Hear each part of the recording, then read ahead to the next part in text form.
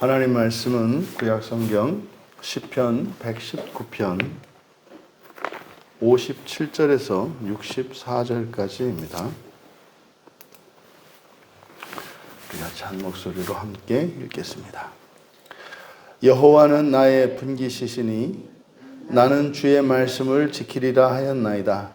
내가 전심으로 주께 간구하였사오니 주의 말씀대로 내게 은혜를 베푸소서.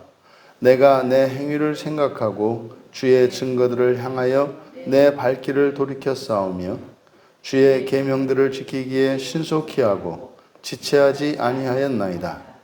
악인들의 줄이 내게 두루 얽혔을지라도 나는 주의 법을 잊지 아니하였나이다.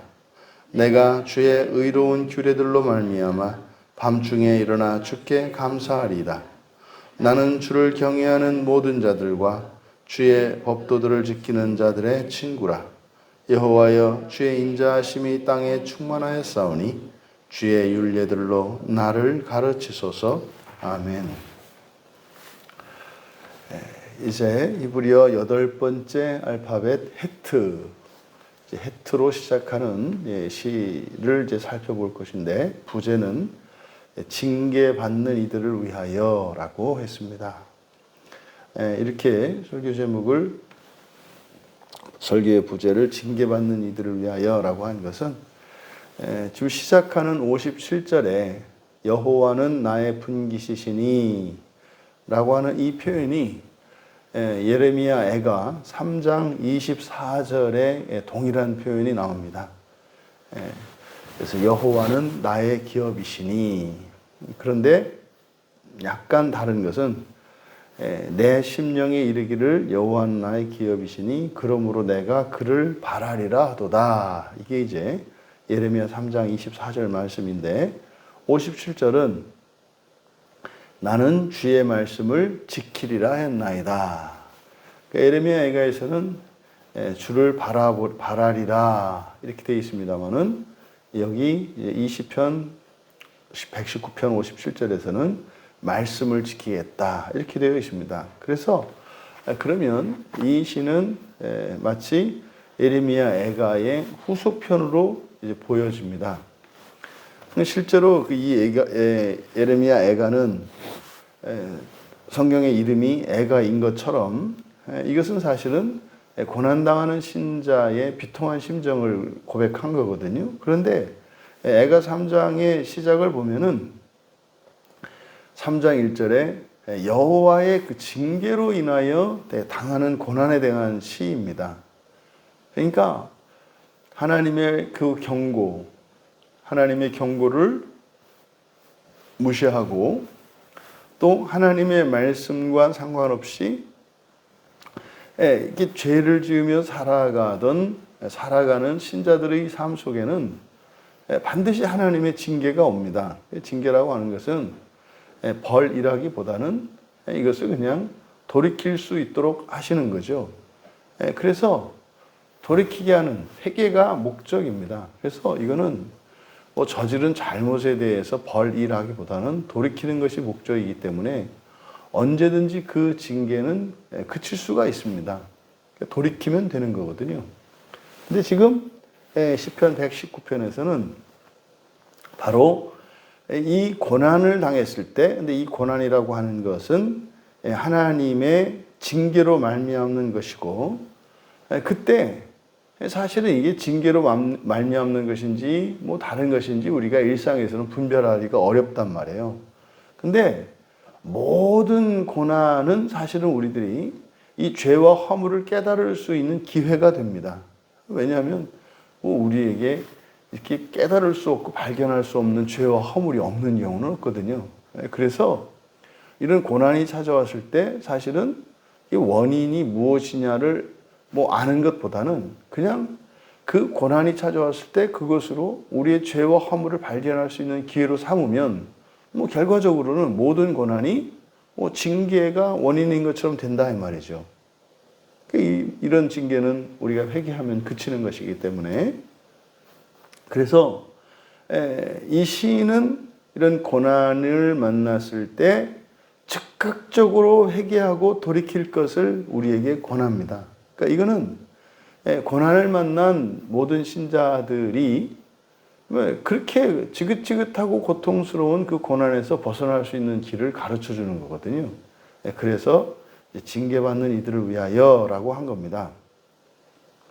그럼 이것이 그냥 막연한 추측이거나 57절이 애가 3장 24절과 비슷하니까 그렇게 이제 그렇다. 이게 실제로 징계를 통해서 징계로 인해서 받는 고난이냐? 이렇게 동의하지 않는다. 이렇게 말할 수도 있는 거거든요. 근데 이렇게 말할 수 있는 증거가 이제 58절입니다. 58절에 보니까 내가 전심으로 주께 간구하였사오니 여기에 지금 헤트로 시작하는 단어들이 57절에 분깃, 이게 헬레크이거든요. 분깃, 이게 이제 맨 앞에 나오는 단어고 58절에서는 우리말에 간구하다라고 번역한 요 단어입니다. 간구하다.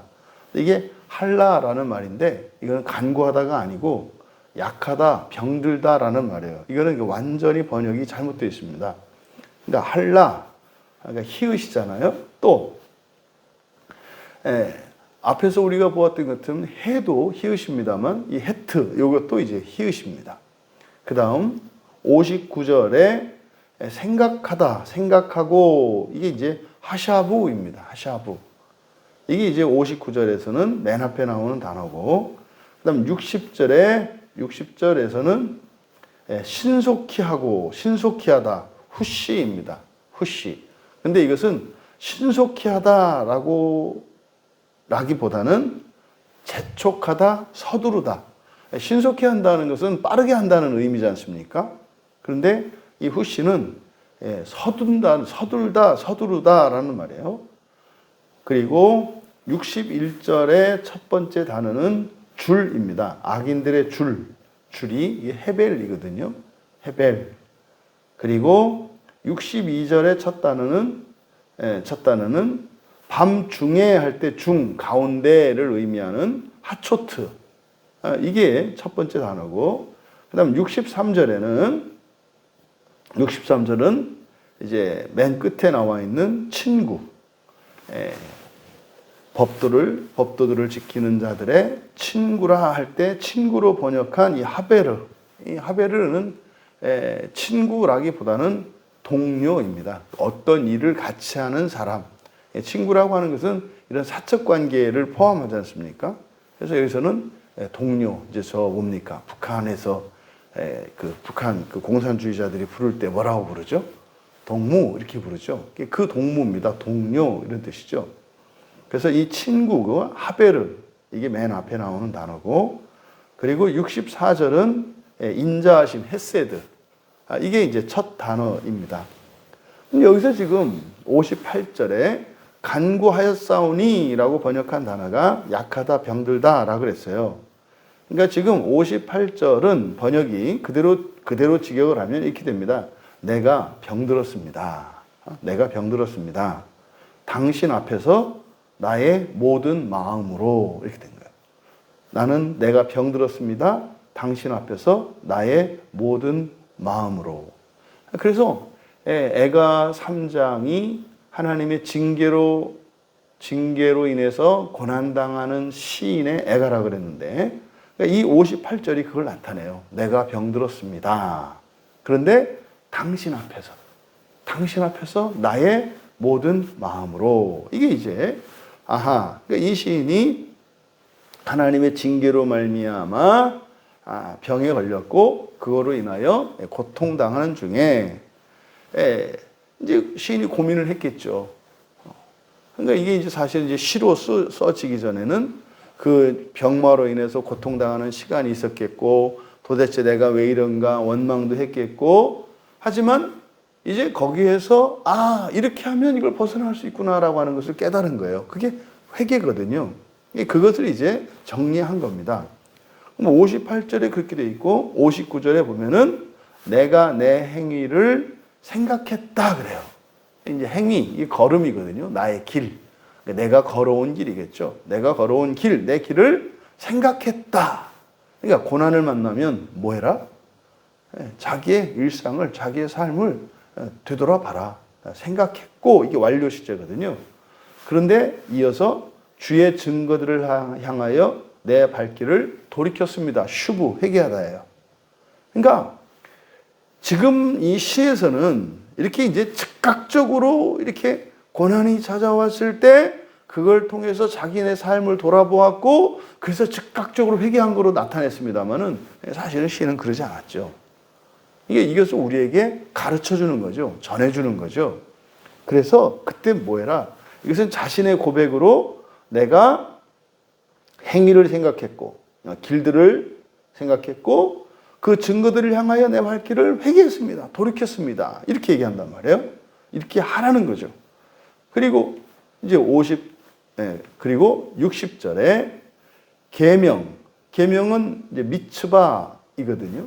이게 미츠바는 명령이라고 그랬지 않습니까? 미츠바, 계명 그럴 때는 하라고 하는 것과 하지 말라고 하는 것, 이렇게 이해하시면 돼요. 해야 할 것과 하지 말아야 할 것이에요. 그러니까 해야 할 것과 하지 말아야 할 것을 어떻게 신속히 하고 후시니까 서둘러 지켰다. 서둘러 지켰다. 그러니까 지금 이 시인이 그 회개하는 그 과정을 우리에게 가르쳐 주고 있어요. 지체하지 않았다. 그러니까 서둘러 지키고 지체하지 않았다. 즉각적으로 실천했다는 겁니다. 그리고 61절에 그러면 그렇게 회개하면 즉각적으로 이게 해결이 되었는가? 그렇지 않다는 거예요. 악인들의 줄이 내게 두루 얽혔어도 회개했지만, 회개했다 그래서 그 고난이, 그 힘듦이 즉각적으로 사라진 건 아니다 이 말이에요. 뭐 이렇게 스위치를 딱 켜니까 전기불이 딱 들어오는 것처럼 회개하고 말이죠. 이렇게 말씀으로 딱 돌이키니까 이게 딱 없어진 게 아니라 오히려 어떻게 했다요? 여전히 그 고난이, 고통이 내게 있었다는 거죠. 그런데 내가 율법을 잊지 않았습니다. 여기서 잊지 않았다라고 하는 이 말은 뭐 기억하지 않는다 이런 것이 아니라 행동을 나타내요. 그러니까 포기하지 않았다는 겁니다. 회개해서 이제 하나님의 말씀, 주의 명하신 것을 서둘러 지켰다고 했지 않습니까? 그런데 고난이 사라지지 않아요? 오히려 상황이 얽히는 것 같았어요. 하지만 그러함에도 불구하고 포기하지 않았다. 그리고 이제 62절에 내가 주의 의로운 규례를 법도로 바꾸십시오. 여기 이제 미슈파트입니다. 주의 의로운 법도들로 말미암아 밤중에 일어나 주께 감사하리다. 이렇게 되어 있습니다만은 이게 지금 앞뒤가 바뀌어 있어요. 지금 원문 그대로 하자면 밤중에 일어나 주께 감사하리다 이렇게 되어 있는데요. 밤중에 주께 감사하도록 일어날 것입니다. 이렇게 되어 있어요. 밤중에 주께 감사하도록 일어날 것입니다. 그러니까요, 감사하기 위해서 일어난다 이 말이에요. 밤중에. 이게 무슨 말입니까? 기도하는 거잖아요. 밤중에 감사하기 위해서 일어난다는 게 밤을 새워 기도하는 걸 말하죠. 그런데 그 이유를 당신의 의로운 법도 때문입니다. 그러니까 당신의 법도가 의롭기 때문이라는 거죠. 그래서 이 62절에 이거는 고백입니다. 그러니까 지금 고난 중에 시인이 지금 우리에게 가르쳐 주는 거예요. 그래서 포기하지 않고 오히려 그 환난 속에서 뭐 하게 됐다? 뭐 했다라는 거예요? 밤에 감사하기 위해서 일어났다는 거예요. 일어날 거라는 거예요. 그러니까 고난이 감사로, 이제 우리가 회개를 해본 사람은 알죠.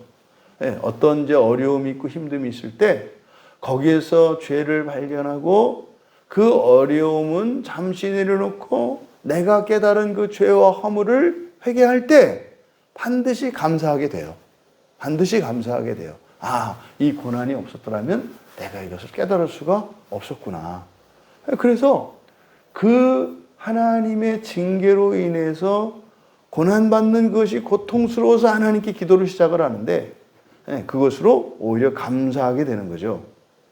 그래서 당신의 의로운 법도 때문입니다. 라고 한 것은 뭡니까? 바로 이런 경건 생활을 통해서 우리가 도움을 얻을 수가 있는 거예요. 그리고 뭡니까? 여기서는 이제 법도, 뭐 윤례, 교훈 이렇게 합니다만 전부 그냥 하나님의 말씀 이렇게 이제 우리는 치환해서 이해하셔도 돼요. 그러니까 하나님의 의로운 법도 때문입니다. 그리고 이제 63절에 나는 주를 경외하는 모든 자들과 주의 교훈이죠. 여기서는 법도라고 번역되어 있는데 피쿠드입니다. 피쿠드 교훈이죠. 그러니까 주의 교훈을 지키는 자들의 동료입니다. 이게 지금 무슨 말이겠어요? 경외하는 모든 자들과 주의 교훈을 지키는 자들. 이게 신자들이잖아요. 교회잖아요. 동료입니다. 그 안에서 주님의 몸된 교회의 한 지체로서 떨어지지 않고 연합하고 있는 걸 말해요. 신앙을 지키는 걸 말하죠. 그리고 64절에 당신의 여호와여 당신의 인자하심이 땅에 충만하였사오니 당신의 율례를 내게 가르치소서. 여러분, 이것은 시인이 그냥 순식간에 이렇게 했다는 이야기가 아니고 앞서 말씀드린 것처럼 우리가 고난을 당했을 때 그 고난을 이게 내가 무슨 죄 때문에 받는 벌이다 이렇게 생각하지 말고 실제로 그 원인을 우리가 정확하게 아는 것은 어렵다고요. 하지만 우리에게는 언제나 깨달을 수 있음에도 불구하고 깨닫지 못하고 있는, 또 회개할 수 있음에도 불구하고 늦장 부리고 회개하지 않는 이런 허물과 죄가 있다고요. 그러니까 이거는 그 자기의 죄로 인해서 고난을 당한다는 이야기가 아니라 어떤 고난을 당하든지 그것을 무엇으로 받아들여라? 징계로 받아들여라. 조심해야 되는 거예요. 이걸 잘못 오해하면 사람이 당하는 고난이 그 사람의 죄 때문이다 이렇게 이해해서는 안 되는 겁니다. 오히려 스스로 그렇게 바꾸라는 거예요. 우리들이 실제적으로 성경적으로 신자에게 당하는 고난이라고 하는 것은 그게 자기 개인의 죄 때문일 수도 있고 공동체의 죄 때문일 수도 있거든요. 근데 이 공동체라고 하는 것은요, 시간적으로 1차적으로 자기의 가족, 교회, 민족, 나라, 지역, 심지어는 시대, 심지어는 시간을 거슬러서 우리 가문, 이렇게 될 수 있는 거거든요. 우리 민족. 그래서 정확하게 그 고난의 원이 뭐다 이렇게 발견할 수는 없어요. 사실 어느 가정이든지 어느 나라 어느 민족이든지 어느 시대든지 그 죄를 발견하지 못하겠습니까? 근데 그게 회개가 되지 않는다고요. 자기 자신의 직접적인 자기 자신의 죄와 허물일 때 우리가 회개하게 되거든요. 그래서 모든 고난을 자신의 죄의 결과로 그냥 받아들이라는 거예요. 죄 때문에 그렇다는 게 아니라. 그러면 거기서 이 고난을 통해서 죄와 허물을 발견하고 회개할 수 있는 기회가 되니까 그럼 그 고난을 악을 선으로 바꾸는 게 되잖아요. 이게 지금 시인의 고백입니다. 그렇게 해서 감사하고 기도하고 그러면 하나님의 말씀을 깨달을 수 있게 되고, 그러면 그 고난 때문에 고난 이전에 고난 때문에 회개하게 된 그 이전에는 절대로 살 수 없었던 삶을 살아가게 되고 더 거룩하게 된다는 거죠. 말씀을 정리하면 고난 당했을 때는 그 고난은 아주 가치 있는 것으로 우리가 선용할 수 있다는 거예요. 모든 고난은 이렇게 아주 소중한 것으로, 소중한 가치가 있는 것으로 우리가 활용할 수 있다. 그래서 이 고난이 오면은요, 사실은 여호와 외에 다른 것을, 내가 사랑했던 다른 것들이 많다는 것을 깨달아요. 그러니까 잃어버리거나 이렇게 우리가 어떤 선택의 기회가 완전히 박탈당했을 때, 내가 정말 인격적으로 그리고 자발적으로 신앙생활을 하거나 하나님을 의지하고 하나님께 집중했던 것이 아니었구나라는 걸 알게 된다 이 말이에요. 그리고 상당히 하나님이 나에게 있어서 후순위였다는 것을 깨닫게 된다는 거죠. 그래서 이 고난은 자신의 신앙을 점검해 볼 수 있는 좋은 기회이고 또 하나님께 집중할 수 있는 그런 기회입니다. 그런데요, 이게 이런 기회로만 선용되는 게 아니죠. 사실은 여기서요, 오히려 시험에 들고 신앙에서 떨어져 나갈 수 있는 위험한 순간이기도 합니다. 그래서 이 고난의 문제는 굉장히 신자들에게 있어서 중요한 문제죠. 두 번째로는 이런 고난을 만났을 때는 어떻게 해라? 자신의 길을 생각해 보라는 거예요. 자신의 길을 생각해 봐라. 근데 자기의 길이라는 게 뭐겠습니까? 자기들이 살아온 것, 그리고 살고 있는 자신의 현재의 생활 습관, 사고 방식, 뭐 이런 것들이겠죠. 자기 인생 전체를 생각해 보라는 거예요. 그래서 어떻게 해라? 죄와 허물을 발견할 수 있는 기회로 삼아라. 그래서 반드시 찾아내라. 반드시 찾아내라. 죄와 허물을 반드시 찾아내라. 왜요? 이걸 찾아내지 못하면 하나님을 원망하게 되잖아요. 내가 잘못한 게 없는데 고난을 하나님이 주시는 게 되니까 하나님이 부당한 게 되잖아요. 떠나게 된단 말이에요. 그래서 고난을 만났을 때는 반드시 죄와 허물을 찾아내라. 그러면 이제 찾아냈으면 지체하지 말고 즉시 회개하고 말씀으로 돌아서라. 말씀으로 돌아서라는 게 뭡니까? 자기의 생각, 자기의 기준에 따라서 살던 삶을 말씀에 따라서 하나님의 기준과 하나님의 법으로 돌아서라는 거죠. 근데 거기에 덧붙여야 될 것이 반드시 간구해야 합니다. 간구해야 되는 이유가 뭡니까? 깨달아야 되거든요. 하나님의 말씀이 뭔지, 하나님 뜻대로 사는 게 뭔지 이거를 알 수가 없거든요. 그래서 어떻게 해라? 기도해라. 기도가 이때는 약속의 기도가 아니라 간구입니다. 간구해라. 하나님은 선하시고요. 하나님의 모든 말씀은 절대적으로 의롭기 때문에 우리가 이렇게 죄를 깨닫고 회개하고 말씀으로 돌아서고 간구한다면 반드시 그 기도는 응답되고 그리고 그 고난을 통해서 우리가 회개함으로 우리의 본성이 변화되어지고 마음이 기경되어서 정결하고 거룩하게 될 것이며 본성이 바뀔 것이다. 그것으로 인하여 우리의 인생이 바뀔 것이다. 그러니까 여러분, 징계받는 이들을 위하여라고 부제를 붙였습니다만 모든 고난은 하나님의 징계다. 근데 그 징계의 원인이 나의 죄가 아니고 공동체의 죄일 수도 있다. 하지만 어쨌든 징계이기 때문에 징계는 하나님이 우리를 교훈하시는 것이고 새로운 것을 주시려고 하는 것이기 때문에 그것을 선용하라고 이 시인은 우리에게 교훈을 주고 있습니다. 그러니 여러분, 고난 중에 있을 때는요, 우리가 깨어서 죄를 발견하고 기도하고 감사할 일이고요. 또 우리의 삶에 평강을 주시고 복을 주실 때는 감사하고 찬양할 일입니다. 그러니까요, 어려우면 어려운 대로, 그리고 즐겁고 행복하면 행복한 대로 우리들이 어떻게 살아야 할 것인가를 성경은 우리에게 분명히 가르쳐주고 있습니다.